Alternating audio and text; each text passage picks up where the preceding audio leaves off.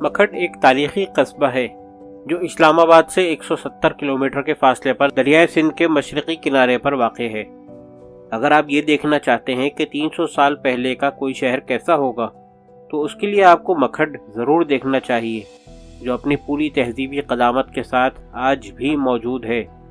اس کی قدیم گلیاں اور چوبارے، بندر، مسجدیں، گردوارہ اور کشتیوں کے گھاٹ شکستہ ضرور ہیں مگر سلامت ہیں۔ پاکستان میں مکھڈ کے علاوہ شاید ہی کوئی اور قصبہ ہو جو اپنی اصلی حالت میں آج بھی موجود ہو۔ اسلام آباد سے کوہاٹ جاتے ہوئے اٹک کی تحصیل جھنڈ آتی ہے۔ یہاں ڈھلوانی پہاڑیوں کے راستے بل کھاتی ہوئی ایک سڑک آپ کو مکھڈ لے جاتی ہے۔ یہاں تنگ اور چھتی ہوئی گلیاں، خوبصورت پتھروں سے تراشیدہ در و دیوار اپنے دور کے ماہر کاریگروں کے فن کا ثبوت ہیں۔ دریا کے رخ پر بنے ہوئے 3 منزلہ گھر اور ان کے خوبصورت چوبارے دیکھ کر گمان گزرتا ہے کہ جب اس شہر میں زندگی اپنے جوبن پر ہوگی تو کیسی دکھتی ہوگی۔ یہاں شب براتیں کیسی ہوتی ہوں گی اور دیوالیاں کیسی منائی جاتی ہوں گی۔ کتنی ہندو بہنیں اپنے مسلمان بھائیوں کو راکھی باندھتی ہوں گی۔ ہندوؤں، سکھوں اور مسلمانوں پر مشتمل تکثیری سماج کی بنت کیا ہوگی۔ مشہور خٹک ناچ دیکھتے ہوئے خیال آتا ہے کہ یہاں زندگی نے کتنی ہی خوبصورت انگڑائیاں لی ہوں گی۔ نہ جانے پھر اسے کس کی نظر لگ گئی کہ آج یہ شہر تو اپنی جگہ کھڑا ہے مگر اس کے مکین تاریخ میں کہیں کھو گئے ہیں۔ آج اس شہر سے کہیں زیادہ وسیع اس کا قبرستان ہے جو 3 میل پر پھیلا ہوا ہے۔ اکثر قبروں کے نشان تک مٹ چکے ہیں۔ مقامی افراد کے بقول یہ قبرستان 1000 سال پرانا ہے۔ مکھڈ کے مغوی معنی بہت بڑے کھڈے کے ہیں۔ یہ مہا کھڈ سے بنتے بگڑتے مکھڈ ہو گیا ہے۔ محمد وزیر عبدالی کی کتاب تاریخ مکھڈ، جسے دارالحفیظ اٹک نے سن 2009 میں شائع کیا، اس کے صفحہ 3 پر درج ہے: سن 2000 قبل مسیح میں کورو اور پانڈو قبائل کے درمیان آبی گزرگاہ پر قبضے کی جنگ مکھڈ سے 15 کلومیٹر دور ماڑی انڈس میں قلعہ مانی کوٹ میں لڑی گئی، جس کے آثار آج بھی موجود ہیں۔ ماڑی انڈس اشوک کا پایہ تخت بھی رہا۔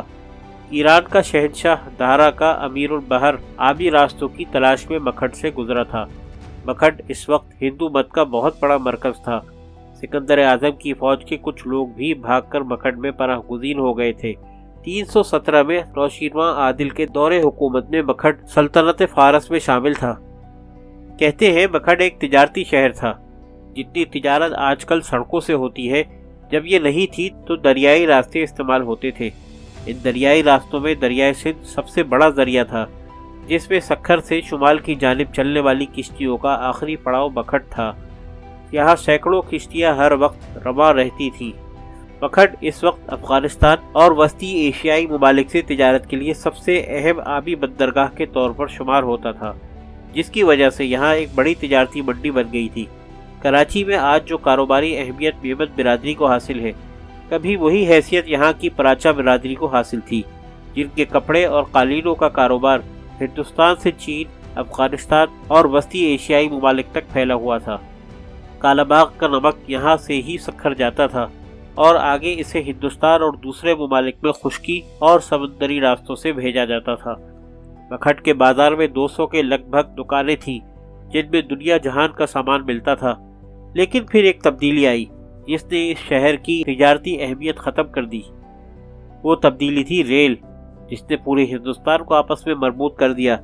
پھر جو تجارت کشتیوں کے ذریعے ہو رہی تھی، وہ آہستہ آہستہ دم توڑنے لگی۔ انڈس فوٹیلا کمپنی، جس کے تجارتی جہاز سکھر اور روہڑی سے کالا باغ اور مکھڈ تک چلا کرتے تھے، وہ نارتھ ویسٹرن ریلوے میں ضم کر دی گئی۔ 1894 میں راولپنڈی سے میاوالی اور ملتان تک پٹری بچھائی گئی تو ریل مکھڈ کے نزدیک انجرا سے گزرنے لگی۔ نتیجہ یہ نکلا کہ اگلے سالوں میں مکھڈ کی رونقیں ماند پڑنا شروع ہو گئی۔ لیکن پھر بھی ضلع راولپنڈی کے گزیٹئر 1910 میں درج ہے کہ دریائے سندھ میں مکھڈ تک بڑی کشتیاں چلائی جا سکتی ہیں، جہاں تک انڈس فوٹیلا کی اسٹیمر جایا کرتے ہیں۔ چھوٹی کشتیاں اٹک تک بھی جاتی ہیں، مگر مکھڈ اور اٹک کے درمیان کشتی رانی مشکل اور خطرناک ہے۔ مکھڈ تا سکھر یہ کشتیاں وسیع تجارت سر انجام دیتی ہیں۔ اوسط سائز کی کشتیاں 600 من وزن لے جا سکتی ہیں، لیکن 1000 من والی کشتیاں بھی یہاں عام ہیں، جنہیں 5 آدمی کھینچتے ہیں۔ مکھڈ میں ملاحوں کی بستی بھی ہے، جن پر 1095 روپے لگان بھی عائد ہے۔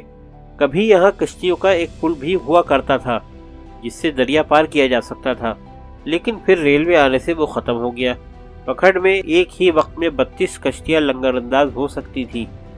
دریا کے کنارے کھڑا یہ قدیم مندر عہد رفتہ کی داستان سناتا ہے۔ بکھٹ کی تاریخ 2 حصوں میں ہے۔ ایک 17ویں صدی سے پہلے کا بکھٹ ہے جس کی تاریخ قبل از مسیح تک جاتی ہے۔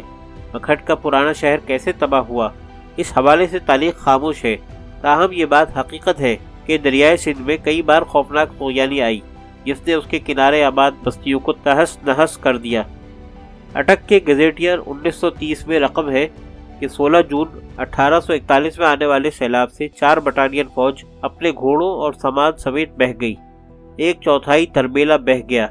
ایسا ہی سیلاب 1889 اور 1928 میں بھی آیا۔ سن 2010 کے حالیہ سیلاب میں بھی بکھٹ کی موجودہ آبادی کو خاصا نقصان ہوا، جس سے یہ قیاس کیا جا سکتا ہے کہ پرانا بکھٹ کسی ایسی ہی خوفناک سیلاب کی نظر ہوا ہوگا۔ بکھٹ سے اٹک کی جانب دریا پر دوسرا پڑاؤ باغ نیلاب کا ہے، جس کی تاریخی اہمیت یہ بھی ہے کہ کئی حملہ آور دریائے سندھ کو یہاں سے پار کر کے ہندوستان میں داخل ہوئے۔ باغ نیلاب میں سنگ مرمر کی ایسی چٹانیں کثرت سے موجود ہیں جن پر مختلف نقش و نگار بنے ہوئے ہیں جو کوہستان کے علاقے دیامر سے بہہ کر آئی ہے۔ یہ چٹانیں اتنی بھاری بھرکم ہیں کہ جو سیلاب انہیں دیامر سے باغ نیلاب تک 300 کلومیٹر نیچے دھکیل کے لایا ہوگا، یقیناً اس نے بکھٹ اور شاید اس جیسی کئی بستیوں کے نام و نشان بھی مٹا دیے ہوں گے۔ موجودہ بکھٹ شہر 17ویں صدی میں فصیلوں کے اندر بنایا گیا تھا، جس کے 3 دروازے تھے تاکہ یہ بیرونی حملہ آوروں سے محفوظ رہ سکے۔ دریا کے ساتھ ساتھ یہ شہر 3 کلومیٹر تک چلتا ہے، جہاں 11 گھاٹ ہیں جنہیں مقامی زبان میں پتن کہا جاتا ہے۔ خان آف بکھٹ کے بنگلے کے پاس موجودہ گھاٹ کو خانہ والا پتن کہتے ہیں۔ بکھٹ کی تاریخی قدامت سے پتہ چلتا ہے کہ یہ شہر مختلف مذاہب کا مرکز رہا ہے۔ زرتشت، بدھ مت، ہندو مت، سکھ ازم اور اسلام سمیت ہر مذہب کے دور میں بکھٹ پھولتا پھلتا رہا ہے۔ پراچے یہاں کے قدیم باشندے ہیں جن کے بارے میں H.A. روز کی کتاب میں درج ہے کہ پراچوں کی مرکزی آبادیاں اٹک اور بکھٹ میں ہیں۔ یہ تاجروں کی نسل ہے جو ترکستان سے چین تک تجارت کرتے ہیں۔ وہ اسلام قبول کرنے سے پہلے ہندو تھے جو کھوجوں سے مشابہ ہیں۔ ان کا نام پراچا اس لیے پڑا کہ وہ اپنی تجارت میں کپڑے کی ایک قسم پراچا کلوتھ بیچتے ہیں۔ ان کا ایک اور نام فراش بھی ہے کیونکہ وسطی ایشیا سے قالین بھی لاتے ہیں۔ بکھٹ میں محدود پیمانے پر کشتی سازی آج بھی جاری ہے۔ یہ کشتیاں کالا باغ تک چلتی ہیں۔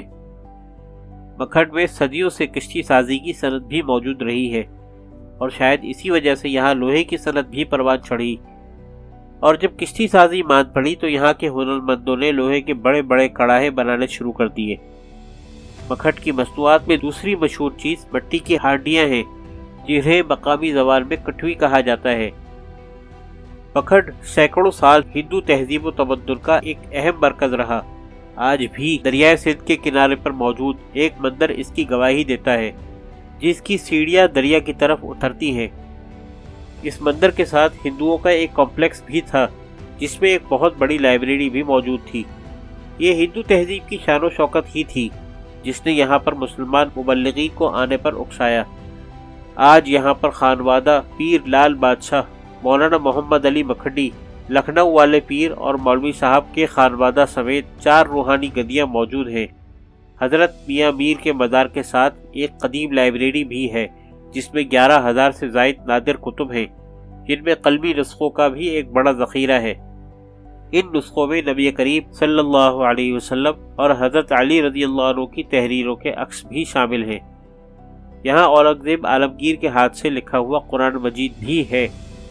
1910 میں بکھٹ کی آبادی 4,195 افراد پر مشتمل تھی، جسے میونسپل کمیٹی کا درجہ بھی حاصل رہا، مگر یہاں کے خانوں اور پیروں میں لڑائی کی وجہ سے بکھٹ میونسپل کمیٹی کے درجے سے محروم کر دیا گیا۔ پیر آف بکھٹ پیر صفی الدین جو بھٹو کے قریبی ساتھیوں میں شمار ہوتے تھے اور جنہوں نے نواب آف کالا باغ کی مخالفت کو خاطر میں نہ لاتے ہوئے محترمہ فاطمہ جناح کا ساتھ دیا تھا، ان کے جد امجد نوری بادشاہ سن 1650 کے لگ بھگ بغداد سے آئے تھے۔ پیر آف بکھٹ پیر غلام عباس انگریزوں کے طرفدار تھے اور انہوں نے پہلی جنگ عظیم میں اپنے مریدوں کو انگریزی فوج میں بھرتی کروایا تھا، جس کے صلے میں انگریز سرکار نے انہیں نہ صرف لاہور اور بہاڑی میں 25,000 کنال زمین الاٹ کی بلکہ ان کی درخواست پر آبی گزرگاہ کا ٹیکس معاف کر دیا۔ یہ ٹیکس خان آف بکھٹ لیتا تھا، اس لیے یہاں سے پیر آف بکھٹ اور خان آف بکھٹ میں دشمنی کا آغاز ہوا۔ خان آف بکھٹ کے بارے میں تذکرہ رؤسان پنجاب میں لکھا ہے کہ شیر محمد خان ساگری پٹھانوں کا سردار ہے جو احمد شاہ درانی کے عہد میں بکھٹ پر حکمرانی کرنے لگا۔ سکھوں کے عہد میں اراضی پر نقد لگان وصول کیا جاتا تھا، جس کا 8واں حصہ خان آف بکھٹ کے لیے چھوڑ دیا جاتا تھا، جو محصول چونگی دریائے سندھ سے سونا نکالنے اور بکھٹ کے گھاٹ پر اتارے جانے والے سامان سے لیا جاتا تھا۔ کہتے ہیں کہ یہاں وائسرائے ہند لارڈ ویول بھی آیا تھا، جبکہ اٹکا گیزیٹیر کہتا ہے کہ لارڈ ڈلہوزی کے کانوائے کا ایک ساتھی کالا باغ جاتے ہوئے بکھٹ کے نزدیک دلدل میں دھنس کر ہلاک ہو گیا تھا۔ یہاں کئی مشہور فاتحین نے بھی اپنے قدم رکھے ہوں گے، لیکن تاریخ ہمیشہ قلعوں اور ان کے لیے لڑی جانے والی جنگوں کو یاد رکھتی ہے۔ بکھٹ کی تاریخ 100 سال بعد ایک اور موڑ لے رہی ہے اور اب سی پیک کا مغربی روٹ اس کے قریب سے گزر رہا ہے، جس کی وجہ سے اس تک رسائی آسان ہو جائے گی۔ بکھٹ شاید تاریخ میں اپنا کھویا ہوا مقام تو حاصل نہ کر سکے، لیکن اگر حکومت اس قصبے کے مٹتے ہوئے آثار کو محفوظ بنا لے تو یہاں سیاحت کو فروغ مل سکتا ہے۔ دریا کے رخ پر بنی ہوئی 3 منزلہ حویلیاں جنہیں ماڑیاں کہا جاتا ہے، وہ بآسانی ہوٹلز اور ریسٹورنٹس میں تبدیل ہو سکتی ہے۔ بکھٹ کو سیاحتی مقام میں تبدیل کر کے یہاں کے مٹتے ہوئے ورثے کو بچایا جا سکتا ہے۔